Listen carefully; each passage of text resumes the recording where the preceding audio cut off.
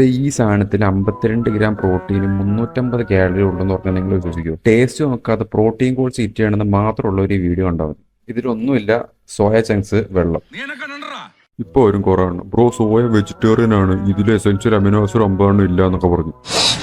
Soya ചങ്ക്സിൽ എല്ലാ essential amino ആസിഡ്സും ഉണ്ട്. അതിൽ മീത്തിയോനിൻ എന്ന് പറഞ്ഞ അമിനോ ആസിഡ് മാത്രം കുറച്ച് കുറവാണ്. ഇല്ല എന്നല്ല, കുറച്ച് കുറവാണ്.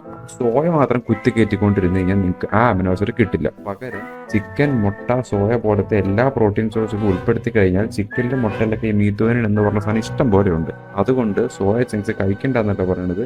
ഡിഫറെൻറ്റ് വെറൈറ്റി ഓഫ് പ്രോട്ടീൻ സോഴ്സുകൾ ഉൾപ്പെടുത്തി അതിൽ സോയ ചങ്ക്സും കൂടെ ഉൾപ്പെടുത്തി കഴിഞ്ഞാൽ നിങ്ങൾക്ക് ഗെയിൻസ് അത്രയും മാക്സിമൈസ് ചെയ്യാൻ പറ്റും. ഇങ്ങനെ ഇരുന്ന് ഞാൻ ഇങ്ങനെ ആയെങ്കിൽ അതിൻ്റെ ഒരു വലിയ റോള് തന്നെ സോയ ചങ്ക്സിനുണ്ട്. അതുകൊണ്ട് ദയവ് ചെയ്ത് 9 എസെൻഷ്യൽ അമിനോ ആസിഡ് ഇല്ല എന്ന് പറഞ്ഞോ, വെജിറ്റേറിയൻ ഫുഡാണെന്ന് പറഞ്ഞോ ഈ സാധനത്തിന് ഒഴിവാക്കരുത്.